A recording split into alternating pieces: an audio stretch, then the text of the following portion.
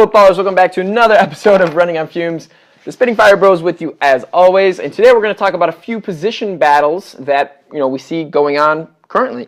Let's start with Gordon versus Nico. James, what do you think about that? Gordon versus Nico. Gordon is currently winning as of the past few games with his form. Better form. But I love what Nico usually brings to these guys, and I just think that he's a better finisher more often than not.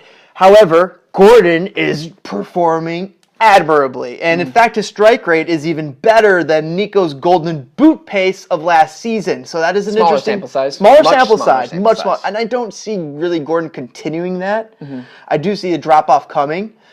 But all the same, he should go back to being our super sub, and we got to get Nico going. I share the same thoughts. I think you got to reward Gordon. He's hot, right? The hot hand. He scored in 3 of his last 3 games. So, squeeze the juice out while you can, get all that you can out of him before, bouncing him back to his normal role. But you're right. You're not going to sit Nico, Nemanja Nikolic, DP player, one of your best players on your team, earning a lot of money, golden boot winner. He's going to play.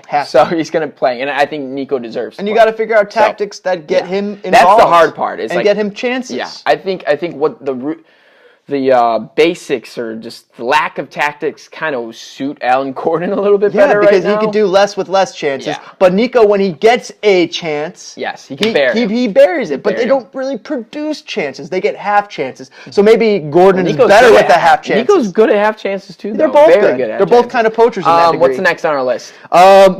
With Dax McCarty on the cusp of returning back into probably the starting lineup, I don't think he's going to start right away.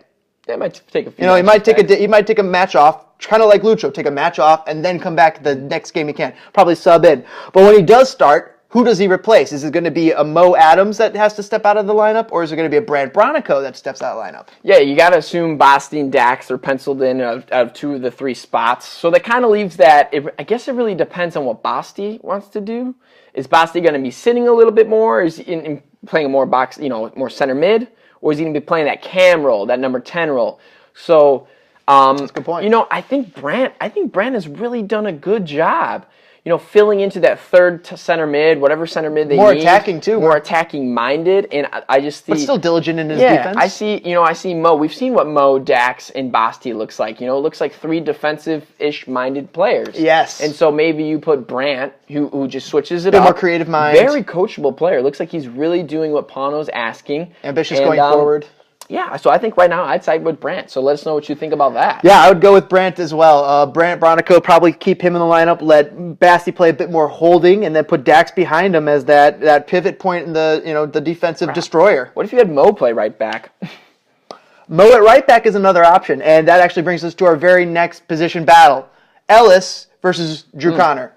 Kevin Ellis versus Drew Connor. I think the change is going to be made next week, especially because we saw the starting of the changes happen this week. However, he didn't get a chance to deploy Drew Connor because McLean got injured, stripping Pano of one of his subs just before or after half, basically. Right? I think Kevin Ellis. Yes, you're right. I think Kevin Ellis. Like I used that, analogy with Alan Gordon squeezing all the juice out of him. I think that's where we're at now with Ellis. I think Pano squeezed all the juice he could get out of him. And he's starting to realize that. I think he's done a great job filling in, doing a role that he's not accustomed to. But I think it's time for Drew Connor. I don't know why he's been sitting for this long. I think he should have been earlier. I think without a doubt, Drew Connor is a better option. I think he's not going to be as good defensively, but he'll be good enough, and he just provides much more going forward on the ball, much more his quality. His work rate's going to be stupendous. Yeah, and you got to wonder, Mo Adams is kind of an interesting idea. I don't think so, and here's my reason why. No right away? I'm going to say no right away. I would say Mo Adams before Rafa Ramos, because who knows what really Rafa Ramos could do. Yeah. I just don't think he's good enough for this level, and as I predicted earlier in the season, I don't predict him staying on this team much past this season.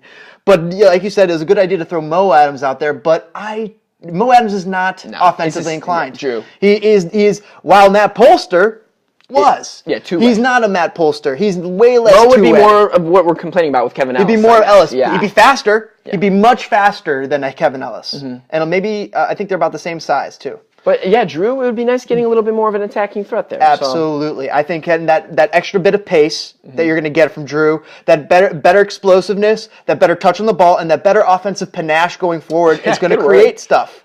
And Drew wants to get forward. He wants to be involved. Not to mention Drew, not as much as he wants to get forward, I think he's going to be right where he needs to be defensive-wise. He wants to do everything Paul, he wants to stay out there. Oh, yeah. So it sounds like we chose Nico, we chose Bronico, and then we chose Connor. Over so Ellis, let us know what you guys think of those 3 options. Those position battles. Yeah, are there any more position battles? I mean, you can open it up to Campbell versus Grant Lillard for that final center back versus spot, Brandon Vincent or maybe at center back. Versus Brandon Vincent at center back. Let us know what you guys Another one, thoughts. Corrales being chosen at left back over Brandon Vincent. Brandon Vincent is, of course, being chosen.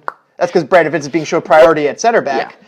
And Brandon Vincent is currently beating out Campbell and Lillard for center back. Yeah. So, I mean, these are the position battles. What do you guys think about what's going on? We're certainly interested. Toss us a like if you enjoyed the discussion. Comments below, and subscribe for more Spitting Fire. We'll see you guys later. Later, guys. Bye.